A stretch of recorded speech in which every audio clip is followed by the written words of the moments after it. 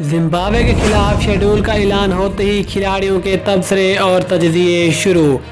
اسی کے ساتھ ہی یونس خان اور محمد حفیظ بھی زمبابوے کے خلاف ینگ کھلاڑیوں کو موقع دینے کے حق میں میدان میں آ گئے۔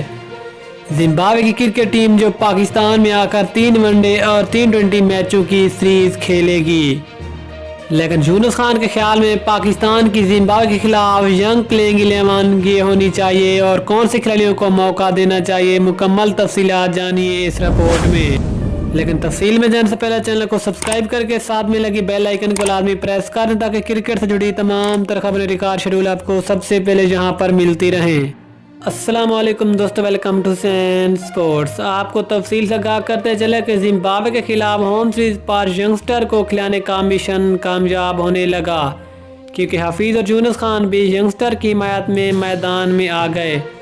یونس خان کے خیال میں پاکستان کی زمبابوے کے خلاف پہلے 20 میچ کے لیے یہ والی پلینگ 11 ہونی چاہیے، جن میں شرجیل خان اور ذیشان اشرف کو اوپننگ کرنی چاہیے، جو کہ ذیشان اشرف اس پہلے میچ میں اوپننگ کے ساتھ ساتھ وکٹ کیپنگ کا کام بھی سر انجام دیں گے۔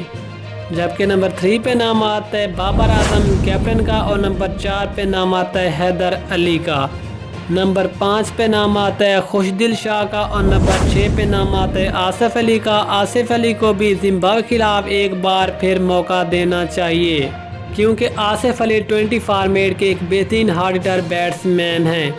نمبر 7 پہ نام آتا ہے شاداب خان کا، جبکہ نمبر 8 پہ نام آتا ہے محمد نواز کا۔ محمد نواز کو بھی زمبابوے کے خلاف 20 سیریز میں موقع دینا چاہیے، جبکہ نمبر 9 پہ نام آتا ہے نسیم شاہ کا، اور نمبر 10 پہ نام آتا ہے محمد حسنین کا، اور نمبر 11 پہ نام آتا ہے حارث رؤف کا۔ دوستو، آپ کے خیال میں کیا زمبابوے کے خلاف ہوم سیریز پر ان کھلاڑیوں کو موقع دینا چاہیے، یا پھر وہ اسی نے کھلاڑیوں کو زمبابوے کے خلاف سیریز میں کھلانا چاہیے؟ کیا آپ یونس خان اور حفیظ کے اس بیان سے متفق ہیں؟ تو اپنی قیمتی نیچے کمنٹ سیکشن میں ضرور بتانی ہے۔ ملتے ہیں کسی اگلی ویڈیو میں، تب تک کے لیے اجازت دیجیے۔ اللہ حافظ۔ پاکستان زندہ باد۔